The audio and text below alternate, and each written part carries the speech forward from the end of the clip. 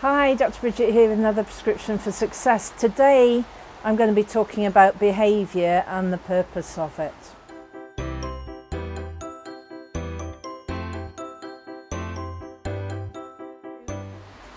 In NLP we teach people about the presuppositions of NLP, which are about the assumptions that are really useful in order to enable us to live our life without judgment in a very positive way. And one of the presuppositions is about behaviour always having a positive intention.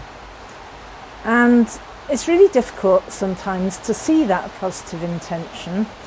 So I was talking to a client the other day and they kept getting dragged back to something in the past which wasn't doing them any good, but they were so obsessed by that thing that had happened in the past that they just couldn't move forward and do what it was that they wanted. So I asked them what was the basis of that, what was it giving them, that behaviour of always looking back. And they found that quite difficult to think about. So the purpose of that person's behaviour of always looking back was that they just didn't want to go there again. And the purpose of that was to give them some peace, to give them some success and some motivation. So I said to them, wouldn't it be better to get motivation and success in a different way than concentrating on what went wrong in the past? So that's an example of someone having a behaviour that creates something negative, but if you chunk up and find out the purpose of that behaviour, then you can find other ways of dealing with that. So things like, kids' tantrums seems negative, but it'll always have positive intention for them.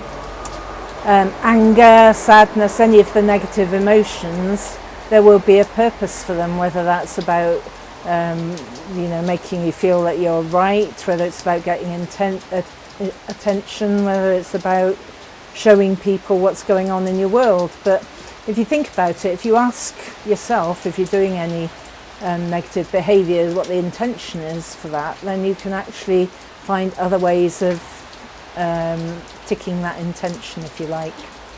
So, for example, I was lazing around a bit this weekend. I thought that's a bit of a behaviour thing that actually I quite enjoyed at the time.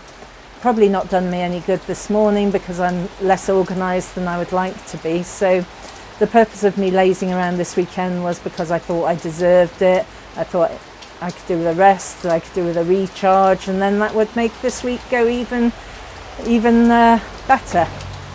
Now, if I'd thought about that, then I could have thought, well, what else would make this week go really well? And I could have actually done some work, done some admin, even if it was half an hour here or there. So that was my behaviour that had a positive intention that I could have done in a different way.